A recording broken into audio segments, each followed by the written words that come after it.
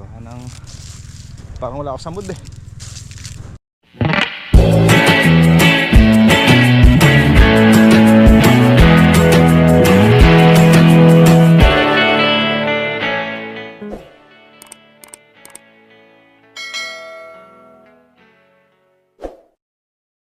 So mga kabady, ali nakakarami na rin tayo na patubigan. So yung mga bibi pala, kinulong ko muna dito sa ilalim ng tinoran. Nakakalipad sila nung di ba nilagyan natin dito ng net. Lumilipad sila. Ayoko naman sana putulan ng pakpak. Napupudpud na kasi nila yung nandito.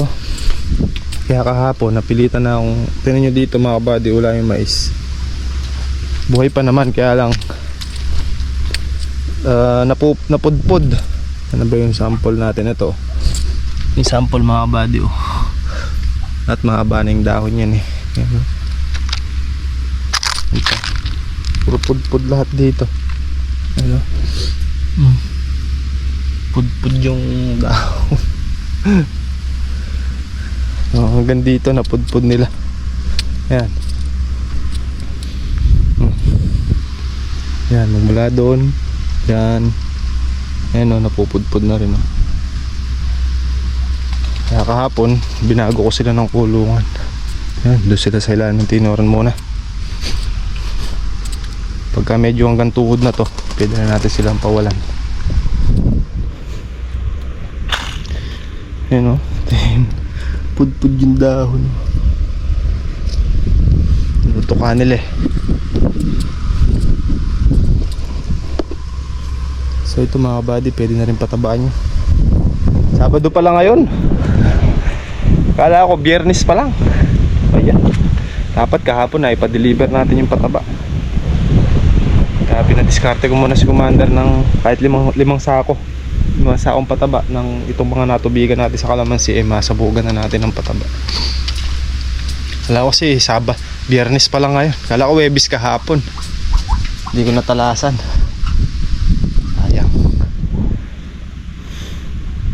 Absuelto na tayo. Hanggat nagpapatubig naman kasi dito sa kalamansi mga kabady, ang gagawin natin eh, lahat ng matutubigan sasabugan natin ng pataba. Pero pwede rin naman mauna muna yung pataba bago natin patubigan. So mas pinili ko yung unahin natin yung tubig, tapos pagka maglilipan na tayo ng lona, yung pinanggalingan ng lona na natubigan, pwede natin siyang applyan. Kasi pagka nauna si pataba kaysa kay tubig, siyempre Voltron yung gamit natin, yung bugso ng tubig medyo tinatangay kasi yung pataba mga kabady. Kaya mas pinili ko yung patubigan muna. Ngayon pagka nabasa na yung lupa, tsaka natin siya sasabugan ng pataba. So ganun muna yung inano natin, pinili natin ngayon. Pero pwede rin yun, yung sabugan ngayon tapos kinabukasan patubigan, pwede rin yun. Pero mas okay siguro para sa akin yung tubig muna and then pataba.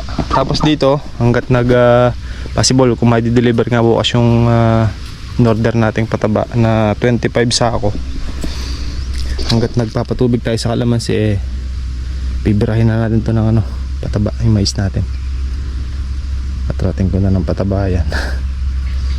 Makabawas-bawas ba, marami-rami din yan mga kabady. Tapos masinsin pa yung tudling. Pupunta tayo dun dahil medyo makapalang tanim ngayon tingnan natin kung makakailang bulto. Pati sinasabog ko dyan 4 na sako. Baka mga 5. Tingnan natin kung maubos natin yung 5 dyan. Isang beses lang tayo mag-apply ng pataba.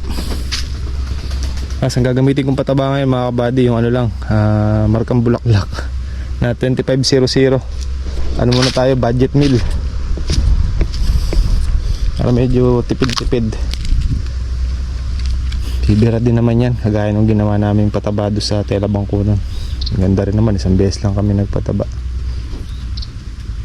Pwede rin naman dyan mga kabady, sabog palay na ganun yung pagpapataba. Pero yung budo na lang natin para lahat sa mais mapunta. Yung budo ko na lang hanggat medyo basa-basa pa yung lupa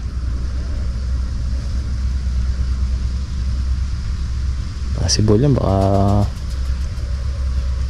2 hanggang 3 tubig lang tayo dyan, pwede na yan. Dati naka 5 tubig ako nakaraan eh. Ngayon baka hanggang 3 lang muna siguro, pwede na siguro yan. Pagka medyo hanggang ano na sila, hanggang bewang, tutubigan natin ulit na. Okay na.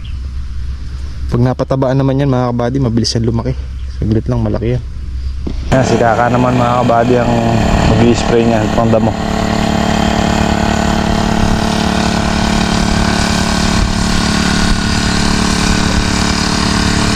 Yung ginras cutter natin, oh, tubo na agad yung damo.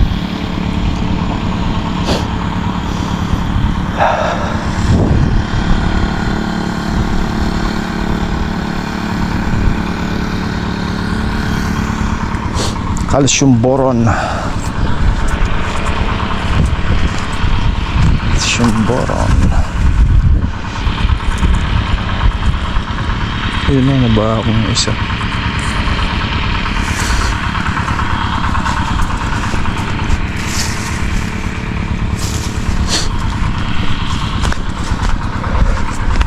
Ay. Ito malalaki na to. Huh?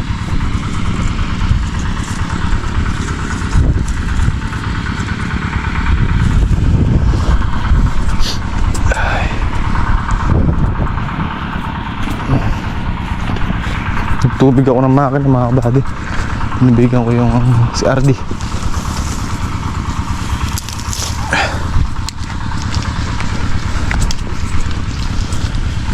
Dito nga pala meron akong trabaho. Ayan po mga kabady, nandito po kami sa farm. Natin po yung mga pataba ni Makimoto. And ang init. Sana maranasan niyo. Ano yan?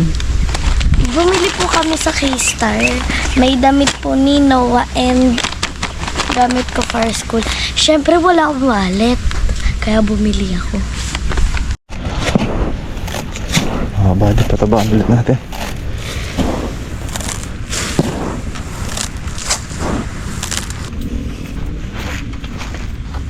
Huling bakol na to mga kabady. Bingi na. Anamuti oh. 4 na bulto lang nabili ni Commander. Di daw kasi yung pera niya. Mabot naman magmula doon. Abot naman tayo dito.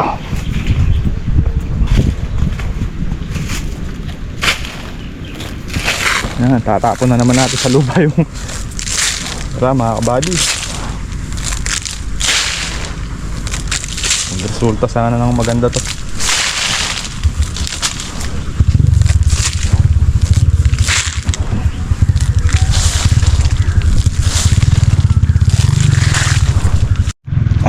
Hindi ako masyado nag-vlog ngayong araw mga kabady. Bawi na lang sa inyo bukas. Parang wala ako sa mood eh. Pag naano ko yung trabaho eh. Kasi si Harvey mga kabady lumuwas. Nagpa-PMS sila ng sakyan. Parang wala ako sa condition mag-vlog eh. Kasi na kayo mga kabady. Bawi na lang tayo bukas.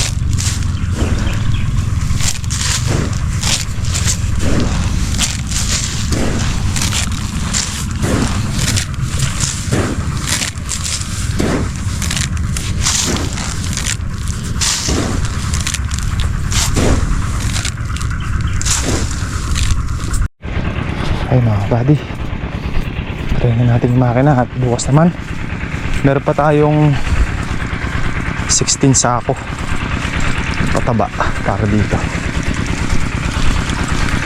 natin bukas. Kung pag nangyari yung patubig natin bukas, nangyayari yung pataba natin. Bagay, konti na lang dun mo, halos makakalahati na yung natubigan natin. Kung di man mayari siguro mga konti na lang matitira dyan.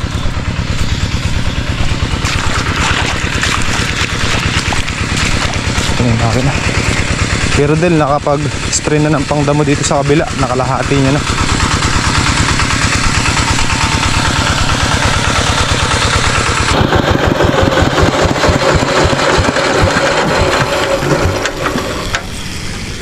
Natin kung nargan ko to ng isang Wilkins 7 liters. Maghapon maandar ah. Marami pa. Bukas 7 liters uli. Diesel again tomorrow.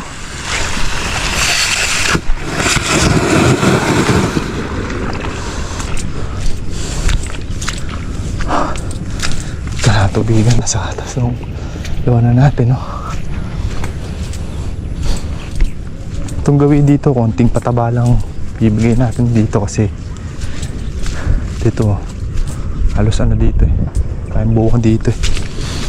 Baka mahulog kasi mga 3 hanggang 4 na dakot lang. Yun doon lang yung pupuntriyahin natin sa taas. May bunga din naman yun, kaya lang gaya nga ano sabi ko eh, hindi lang ganun karami, pero meron pa rin.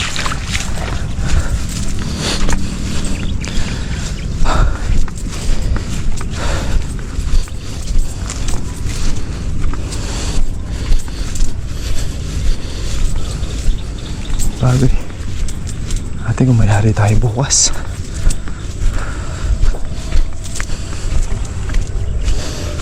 Tar natin dito eh, sa mais naman tayo.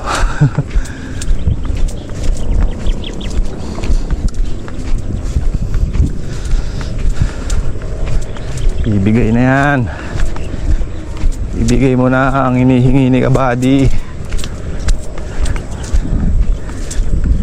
Ibigay mo na yung gusto nating bulaklak. Pero sa itsura mga Kabady,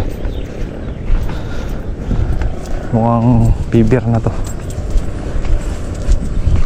Yung mga bunga naman kaya lang eh, manipis.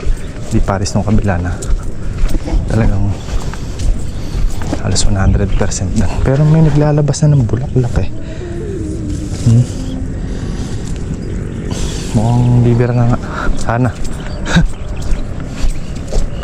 pag nasubukan natin ng patabayan eh, ayun na yung pinaka, yun yung hinihintay nila.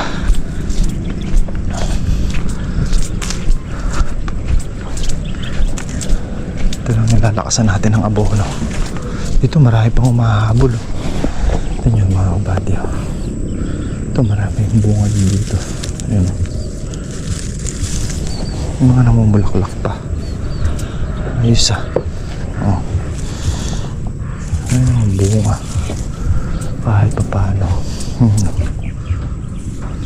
Mulaklak na rin ah. Ito.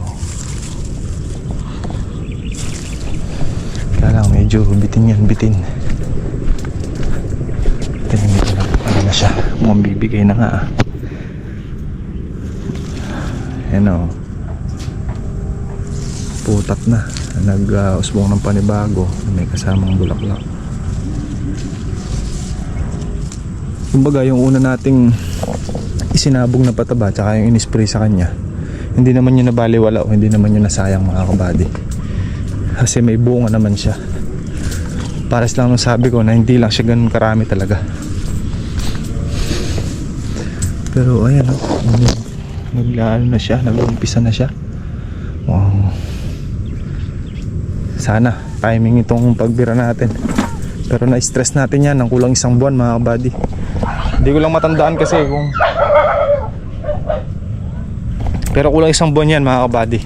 Kasi ang huling tubig nito, kung matatandaan nyo, nung bumaha, yun yung huling tubig niyan. Kasi hindi na tayo nagpatubig nun dahil nag-shutdown.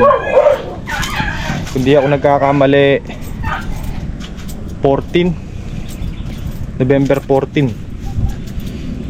November 14 ng huling pagkakabasa niyan.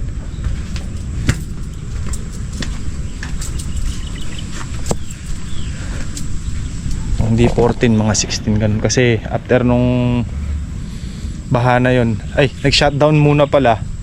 Nag-shutdown siya tapos mga 2 days ata nun mga kabady lumubog, di ba? Kabagyo. So kung 15 siya, So 15 tsaka ngayon 15, halos kulang isang buwan nga, halos isang buwan siyang walang tubig. Kaya sa tingin ko sapat na yan para sa pagka-stress ng kalamansi natin. So maghintay tayo ulit ng 15 days after nating matapos yung pagpapataba natin, at mag-update ulit ako sa inyo mga buddy. Monitor na naman tayo ulit. Ayos yun, meron tayo lumalaking bunga dito, at ayan, magpapabulaklak tayo ulit. Ay, nangyari din. Pat.